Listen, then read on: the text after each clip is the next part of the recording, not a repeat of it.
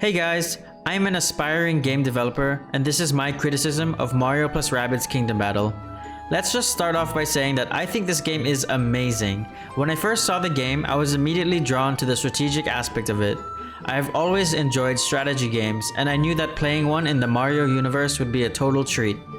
Although I will always stand by Mario plus Rabbids Kingdom Battle in saying that it is a good game, I still have to express what I think they could have done better.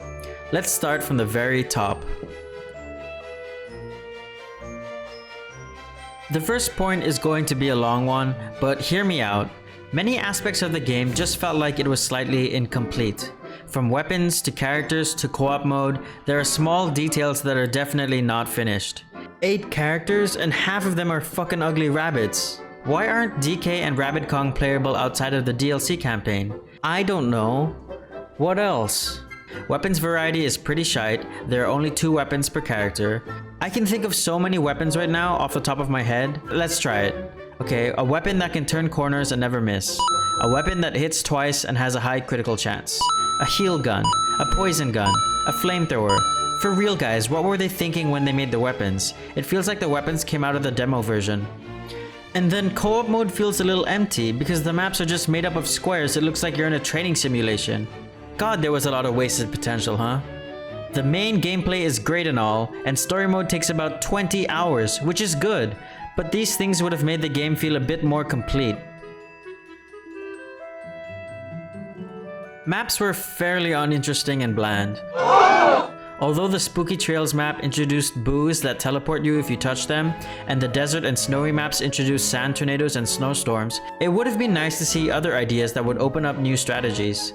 Something like tall grass that increases evasion, thin ice that breaks if you move on it twice, or water that reduces movement. No, not that kind of water. Yes, that kind. And then, characters could get bonuses from being in different types of terrain through the skill trees. This is a small point, but there were also limitations in moving vertically, as you could only do so by entering pipes or jumping off your teammates. I get that this is probably intended as it's a rabbit game, so thematically you have to hop on your allies, but ramps and stairs here and there shouldn't really hurt. In multiplayer, they only provide us with 3 preset builds per character, and a lot of them aren't even good. Man, I was so excited to use my own character builds against other players, but I was so disappointed that I was not able to. You have to allow custom builds in this strategy game. It's a strategy game for God's sake. Half the fun is in developing your game plans. Co-op mode was a little questionable for me. As I said, the maps looked like training simulations, and on top of that, it felt like you could just play it by yourself with 2 controllers. What would have been nice is if they added conditions that had to be met by 2 unique players. This is technically kind of impossible for a turn-based game, but here's an example. You get access to a new combo ability in the skill trees that allow you to defeat a certain type of enemy.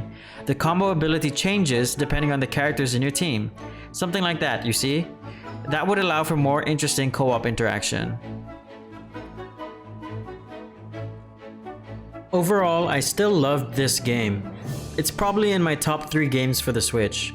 The game just felt a little bit unfinished, that's all. And remember, these videos are not meant to trash the game. I just feel like it's interesting to look into a perspective of someone who wants to make games in the future. Let me know what you guys think about what I said in the video in the comments below. Give me that like if you like the content. Thanks and see you next time!